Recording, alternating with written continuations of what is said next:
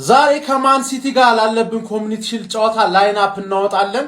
እቺን ትሪ ማን ነው እንደ አፕታይዘር እንፈልጋታለን። ገባርለ ሽሮ አይደለችም ግን ትንሽ ስጋ አለበት። ጎመን በስጋ እንበላት ወይስ ቦዘና ሽሮ እንበላት። ገባርለ ታጠግባለች ምናምን ግን ለዋናው ዋርም አፕ ነው። ገባ ስለዚህ ያን ያህል ሲሪየስ መሆን አያስፈልግም።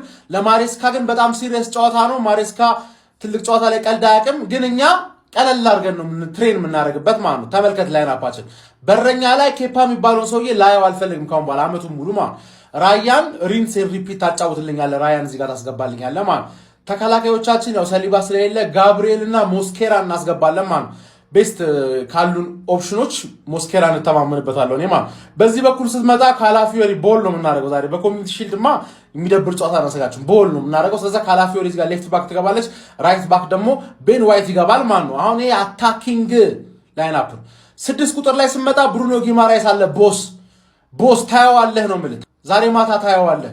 ከዛ በኋላ አጣማሪው እሱን ራይስ ነው መሆን ያለበት፣ ግን ራይስ እንዲያርፍ ስለሚፈለግ ለኮሚኒቲ ሺልድ ደግሞ ካስፈለገ ሰከንድ ሃፍ ይገባል ወይ ስኬሊን ወይ ሜሪኖ ነው የሚሆነው። እኔ ደግሞ ሜሪኖ የተሻለ ልምድ ስላለው ሜሪኖ ይሁን ባይነኝ። ሜሪኖ 8 ቁጥር ላይ ደቅ እናደርገዋለን። 10 ቁጥር ላይ ምን አለ በለኝ ሾው አፕ ማሽን እንደሚያደርግ ማርቲን ኦዲጋርድ እዚህ ጋር ታስገባዋለህ ማለት። ፍሮንት ትሪያችን ጋር ስንመጣ ደግሞ ማን ነው ኤዜ ነው እዚህ ጋር ኖርማሊ እንዲሰለፍ የምፈልገው፣ ግን እሱም አሁን ገና ከቫኬሽን እየመጣ ነው። ሰከንድ ሃፍ ተቀይሮ መግባት ይችላል። ዞሊስን እዚህ ጋር ታስገባልኛለህ ማለት።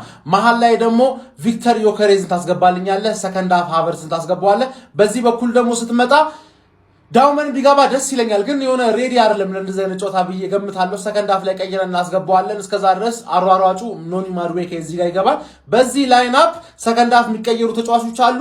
ማን ሲቲን እናንቀባራታለን። እነሱም ባይዘ ስታርቲንግ 11 ይዘው መግባት አይችሉም። ከቫኬሽን የተመለሰ ብዙ ተጫዋች አለ። ሁሉም ጋር ይለጠፋል። ማን ሲቲ እመነኝ፣ ጠብቀኝ፣ ፈላው ጠብቀኝ። ካም ኦን ዩ ጋናርስ ሲሪየስሊ ለትሪካፕ 90 ደቂቃ ትራገጥ ነው። What the fuck is this? አቦ ዘንበተለ የደረሰው ይዞ አይደል እንዴ?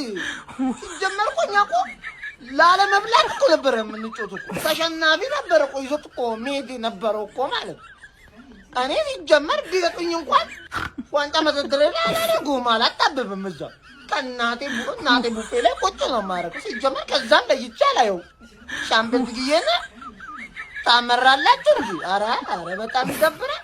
እሺ ዛሬ እንግዲህ ኮሚኒቲ ሺልድ አለ እንደምታውቁት ማለት ነው። የዋንጫ ቀን ነው ለኛ እንደምታስቡ ማለት ቻምፒየን ዋንጫ እንዳትንቅ።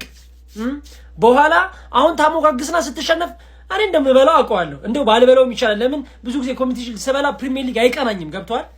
ባልበላውም ችግር የለውም። ግን እንዳታጣጥል ይሄን ዋንጫ እንዳታጣጥል። አንሳው ይችላል። አንሳው እንደማትበልጥ እኮ አውቃለሁ። ግን እስቲ ይችላል አንሳው። ይሄንን ማሬስካ የመጀመሪያውን በሲቲ ቤት ዋንጫው የሚያነሳበት ዛሬ ነው በእርግጠኝነት። ኤክስትራ ምንም ይኬሪ ነገር የለም። 2-0 ሲቲ። እኔ አርሰናል ጎል ያስቆጥራል ብዬ አልጠብቅም ዛሬ።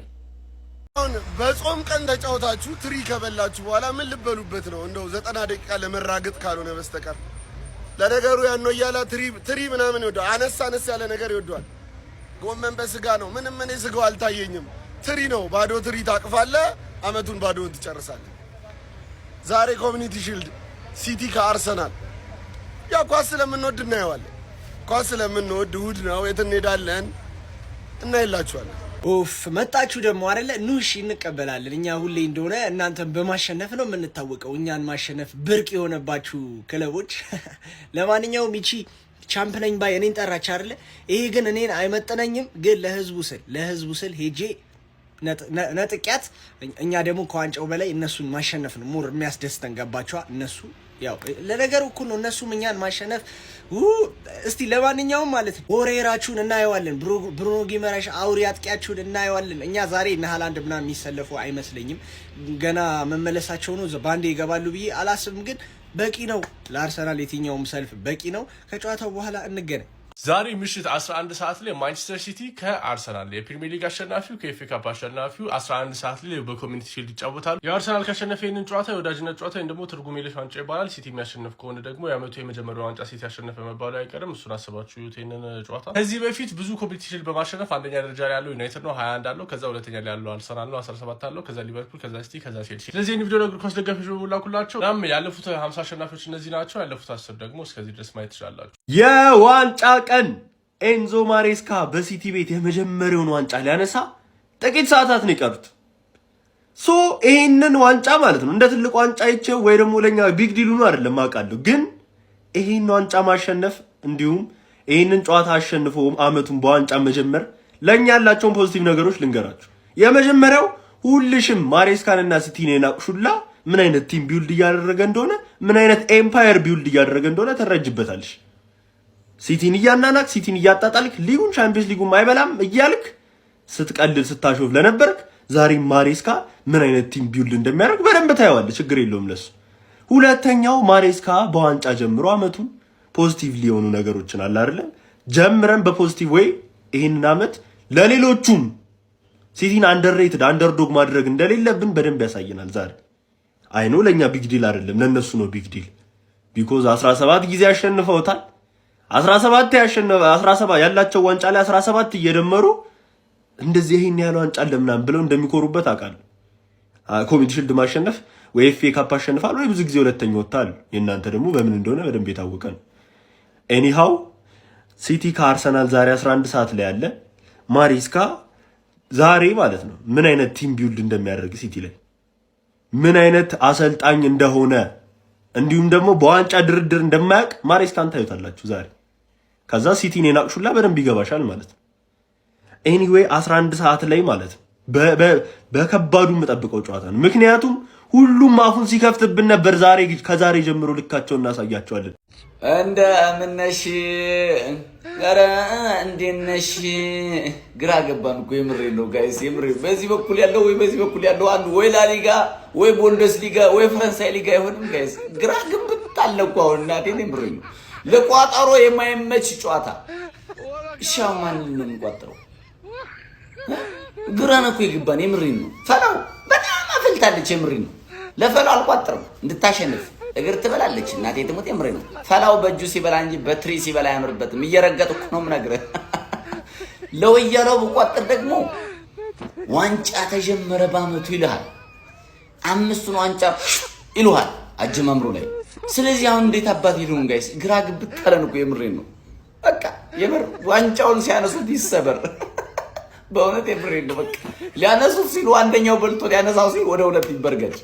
ከእኔ ቋጠሮ ነው እናንተ ቋጠሮ እስቲ ኮሜንት አድርጉት ጋይስ። በደም ኮፒ ሊንክ ማሊያ ኦሪጂናል ማሊያዎች የምትፈልጉ ካላችሁ ደግሞ ክፍለ ሀገርም አዲስ አበባም ስልኬ ባይወራ ያለ ወይም ደግሞ 0922657453 ያኛው ካልሰራላችሁ ማለት ነው ደውሉ። ከ2 አመት እስከ አዋቂ ድረስ ኦሪጂናል ማሊያዎችን ናው ወንድማችሁ ያቀርባል። አበርታቱት፣ ደውሉ፣ አግዙት።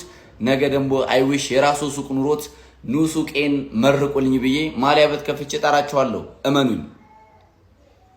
እቸና መቸንረላችሁ ነው ጀማው። የዋንጫ ቀን ነው ዛሬ። ቡናችን አርሰናል ከሲቲ ጋር ከሚያደርገው ጨዋታ በፊት አንዳንድ ነገር ልበላችሁ።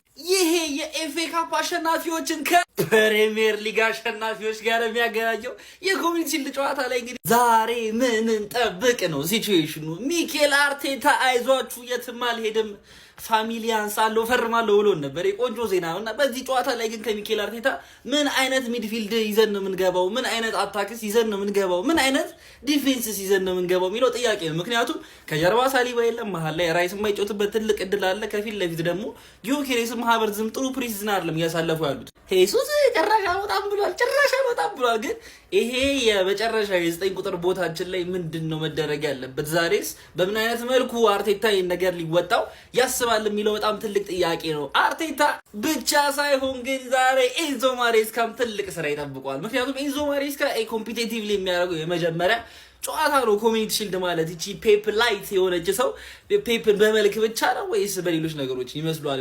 የምንመለከትበት ጨዋታ ነው። አርቴታን እንግዲህ ማሬስካ ሚኑ የተለያዩ የቼልሲ ኮቾች አላሸነፉትም ታውቃላችሁና አርቴታን የማሸነፍ ጥሩ ሪከርድ የለውም፣ ግን ትላልቅ ጨዋታዎች ላይ በደንብ የመዘጋጀት ጥሩ ሪከርድ አለው። ዊንገሮቹ ደግሞ ከፍ ብለው ሲጫወቱ የሚወድ አይነት ወይ ነው። ሜዳውን ለቀጥ ሲያረጉ ሰው እየሰነጠቁ እያጠፉ እንዲገቡ ይፈልግ አይነት ሰው ስለሆነ ምቹ ነው ለነሱ። ዛሬ ዶኩና ሴሜኒዮ ምን ያረጋሉ የሚለው በጥያቄ ምልክት የሚታለፍ ይሆናል። እኔ ከጨዋታው የምፈልገው አንድ ነገር ግን ማለት ነው ብሩኖ ጉማሬስ ፊት ቸርኪ እንዲያንጠባጥብ ነው። ብራዘር የባላዋለው ብራዘር ጨዋታው እንግዲህ አርሰናል 3-1 በሆነ ውጤት ያሸንፋል ብዬ አስባለሁ። እናንተ ግምት ኮሜንት ላይ አስቀምጡልኝ። ፎሎ፣ ኮፒ ሊንክ፣ ሼር እያረጋችሁ የማቻችሁ እሺ ጀማው የፊታችን እሁድ 11 ሰዓት ሲል አርሰናል ከሲቲ ጋር የኮሚኒቲ ሺልድ የፍጻሜ ጨዋታ ያደርጋል። ታዲያ ከዚህ ጨዋታ በፊት አሰልጣኝ አርቴታ ጋዜጠኞች እንደቀረቡለት ጥያቄ ሀሳብ አስተያየቱን አንስቶ ሰጥቷል። ምን እንዳለ እኔ ላጋራችሁ ነው የመጣው። ጀማው እንደተለመደው ኮፒ ሊንክ፣ ፎሎ፣ ላይክ፣ ሼሯን እናንተ ታስቀድማላችሁ። እኔ ወደ መረጃው አቀናላችኋለሁ። አስቀድሞ አርቴታ የቀረበለት ጥያቄ